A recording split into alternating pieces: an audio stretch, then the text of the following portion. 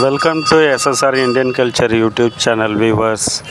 இன்றைக்கி பார்த்திங்கன்னா நம்ம திருநெல்வேலியில் டவுனில் இருக்கக்கூடிய நெல்லையப்பர்நாதனுடைய கோயிலில் தான் நம்ம இருக்கிறோம். ஸோ அந்த நெல்லையப்பர்நாதர் கோயில் பார்த்திங்கன்னா சிவன் ஆலயம். மிக பிரம்மாண்டமான ஒரு தொன்மையான பழைய ஒரு கோயில். இது பார்த்திங்கன்னா பாண்டிய மன்னர்கள் 7ஆம் நூற்றாண்டுன்னு சொல்கிறாங்க.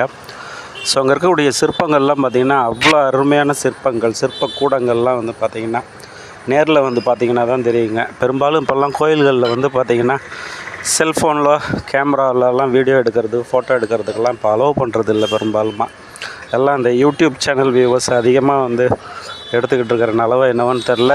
கோயில் என்ட்ரன்ஸ்லேயே என்னென்ன பண்ணுறாங்க, எல்லா செல்ஃபோனையுமே பறிமுதல் பண்ணி வச்சிட்றாங்க. ரிட்டன் வந்ததுக்கு அப்புறமேல் தான் அந்த செல்ஃபோனை தராங்க. ஸோ உள்ளுக்குள்ளரெல்லாம் அதிகமாக எடுக்க முடியல. ஸோ பிரம்மாண்டமான ஒரு திருத்தலம் நெல்லையப்பர்நாதர் தாமிரபரணி ஆற்றங்கரையில் இருக்கக்கூடிய இந்த சிவ திருத்தலத்தை கண்டிப்பாக நீங்கள் திருநெல்வேலி வந்தீங்கன்னா அதை பார்க்கணுங்க. சிட்டிக்குள்ளரே இருக்கிறது, அதனால் ரொம்ப ஈஸியாக இருக்கும் நீங்கள் பார்த்துட்டு போகிறதுக்கு.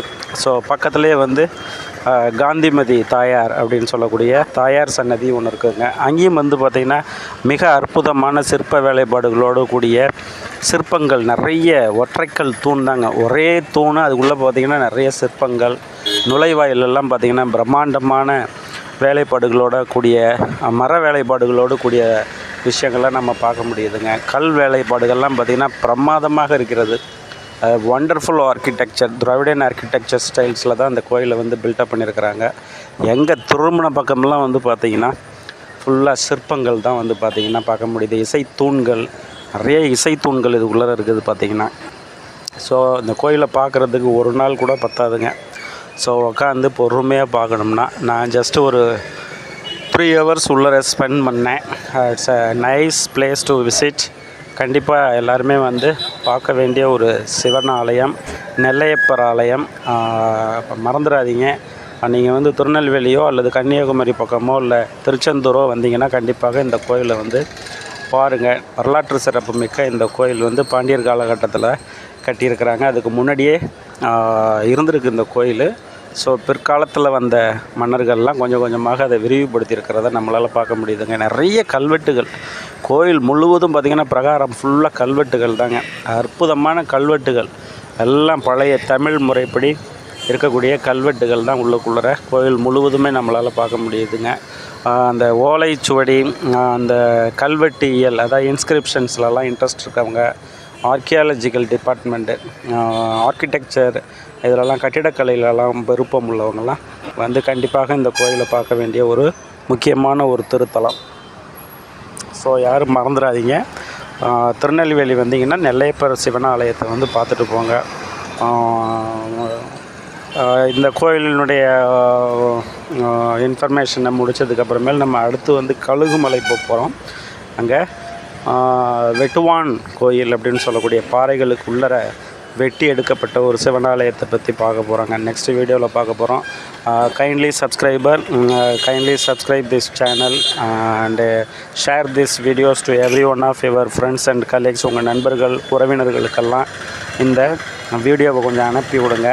அப்போ தான் அவங்களுக்கு இங்கே இருக்கக்கூடிய ஆலயத்தினுடைய சிறப்பு மற்றும் இதெல்லாம் உங்களுக்கு தெரிய வருங்க. இந்த ஆலயத்துக்குன்னு ஒரு சில சின்ன ஒரு கருத்து ஒன்று இருக்குதுங்க, வரலாறு, தல வரலாறுன்னு சொல்கிறாங்க. ஸோ ஒரு பால்காரர் என்ன பண்ணுறாருங்க, பால் ஊற்றுறதுக்காக டெய்லியும் போய்கிட்டே இருக்கிறாருங்க. அப்போ பார்த்திங்கன்னா ஒரு கல் தடுக்கி விட்டு அந்த பானையில் உள்ள பாலெல்லாம் அந்த கல் மேலே ஊற்றிடுதுங்க. ஸோ 1 நாள் 2 நாள் 3 நாள் நடந்தோடனே அவருக்கு பயம் வந்துடுது. உடனே போய் மன்னர்கிட்ட போய் முறையிடுறாரு. ஸோ அந்த மன்னர் என்ன பண்ணுறாரு, படை பரிவாரங்களோடு அந்த இடத்துல தேடி பார்க்குறாருங்க. அதை நோண்ட சொல்கிறாரு. மிக கடினமான பொருட்கள் எல்லாம் வைத்து நோண்ட சொல்கிறாரு.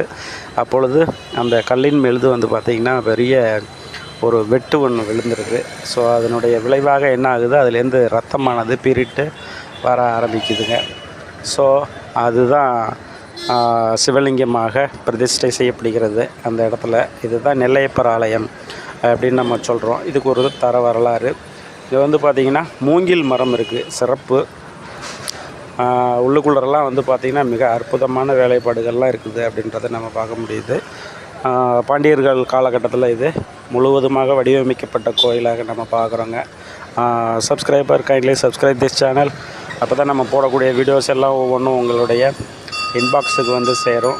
தயவு செஞ்சு இந்த சேனலை கொஞ்சம் சப்ஸ்கிரைப் பண்ணுங்கள், ஷேர் பண்ணுங்கள், கமெண்ட் பண்ணுங்கள். எனக்கு தெரிஞ்ச விஷயத்த நான் சொல்கிறேன், தெரியாத விஷயங்கள் நிறையா இருக்கலாம். ஸோ கமெண்ட் பண்ணிங்கன்னா தான் நமக்கு தெரியும் என்ன தவறு பண்ணியிருக்கிறோம் அப்படின்றது தெரியும். உங்கள் குழந்தைகள் எல்லாம் கூட்டிகிட்டு வந்து காட்டுங்க. சம்மர் வெக்கேஷன்ஸ்லலாம் பல இடங்களுக்கு போய் சுற்றுறதெல்லாம் காட்டிலும் இந்த மாதிரியான திருத்தலங்களுக்கு போய் சொல்லும் பொழுது நிறைய வரலாற்று ரீதியான சில விஷயங்களை எல்லாம் குழந்தைகள் தெரிந்து கொள்வதற்கான ஒரு வாய்ப்பாக இருக்க முடியும். இப்போ பாருங்கள், மேலே பாருங்கள், எவ்வளோ அற்புதமான ஒரு வேலைப்பாடு, கருங்கல்லில் எவ்வளோ அற்புதமாக வேலை செஞ்சுருக்குறாங்க பாருங்களேன். ஸோ அடுத்தது வந்து பார்த்திங்கன்னா ஒரு கேரளா ஸ்டைலில் வந்து பார்த்திங்கன்னா ஒரு ஃபுல்லாக மர வேலைப்பாடுகளோடு கூடியது. ஸோ இன்னர் பிரகாரம் இதெல்லாம் வாங்க, திருநெல்வேலி வந்தீங்கன்னா கண்டிப்பாக இந்த இடத்த வந்து பாருங்கள், தவறாமல் பாருங்கள். எல்லாத்துக்கும் ஷேர் பண்ணுங்கள். தேங்க்யூ.